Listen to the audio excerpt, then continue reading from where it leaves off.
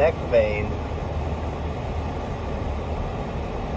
My neck's starting to droop. Right there. As you get older, you're starting to hang in different areas. And I'd say I've been a lot more aware of how important it is to move every day and eat more correctly. And I wouldn't say I've been eating necessarily much healthier, but I've been trying to eat like in a window more and not overeat. And I've noticed some pretty significant changes in my weight. I think the heaviest I've been since I moved into my house was probably like 196 or something. I was knocking on the door of 200, and I think mostly that was just eating whatever I want and late at night and drinking a significant amount, and I don't think I was consistently exercising then. And I think I just was letting being a new parent have more, what am I trying to say? I know when COVID hit and it was people that were overweight or obese and smokers and people that drank a lot, I know I definitely started exercising more. And that was one, because we had more time to do stuff, including exercise and work. I think also I knew that it wasn't that big of a departure to get an hour, 30 minutes in of exercise each day. And also, exercise was always such a big part of my life, between sports, mainly soccer and volleyball, and basketball and baseball, t-ball, and then skateboarding a lot. And I snowboarded a lot in college. I wish I could get back into that. It's just costs a few bucks, and I've got all these little people, but that could be fun to teach them how to snowboard.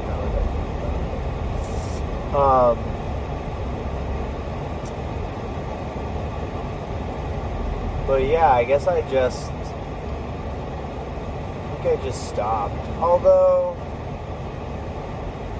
I think the biggest time that I stopped was in college, where I wasn't even skateboarding there for a little while.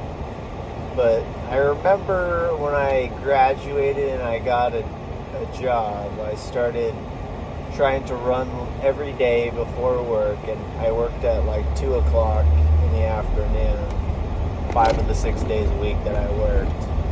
So I would try to get a run in, and then I remember not drinking soda and thinking that was going to make a huge effect. It made a little bit, but I was getting iced tea instead of soda with my Jack in the Box combo meal. And even though I was drinking plenty of beer and eating candy to support my munchies, yeah, I had quite a little mission going every night. I'd work from 2 to 8.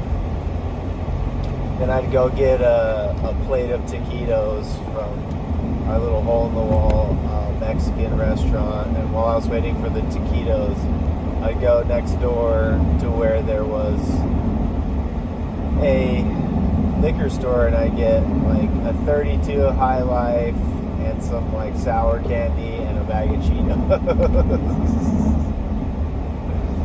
Then go home, smoke some weed, drink my beer, and eat my food, and then, yeah, just eat all that, and I guess stay up as late as I could, because I didn't have to do anything until 2 o'clock in the afternoon the next day. Which, gosh, I want to say I would go skate or go play frisbee golf, but I don't feel like I did that hardly ever. I probably just slept and hung around until 1 o'clock, and then I'd shower. And I remember I would always try and leave by 1:37 or so, and I could get down there and sit in my parking garage booth. And I made about $550 every 2 weeks. And so, yeah, that was when I don't know if it was minimum wage, but what I was getting paid was $9 an hour in 2008. So it definitely didn't feel great, but yeah, I worked there for summer until about October or November, about 3 months or so. It kind of sucked. But why did oh, yeah, I thought the running and the drinking of iced tea instead of soda was going to make a huge difference, but it really didn't. And I was still eating pretty late at night, and that's kind of a difficult thing to try and wean yourself off of.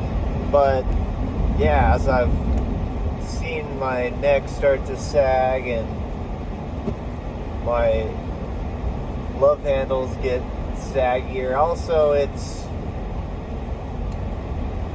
I wasn't prepared for this everyday battle with yourself of not eating until a certain time, and then when your time's up, you're like, I could still eat stuff. But I'm not blessed with that theory that eating's just for fuel, and that I just love to eat. Like, I could eat pretty much all the time. I could snack all the time. And I heard a comedian describe himself as one of his blocks that he struggled with is that he never felt like he was full. Like, he could just keep eating forever. And I really could sympathize with that. But that's part of being a responsible adult. Starting to realize is you have to draw yourself some lines in the sand, and just getting exercise and eating somewhat correctly, and then getting sleep, and then still having time for everybody, and then maybe having some time for yourself, and just trying to put those all in a order of priority is a little bit, it's a lot mentally every day. And some days you kind of slip up. Like yesterday I did.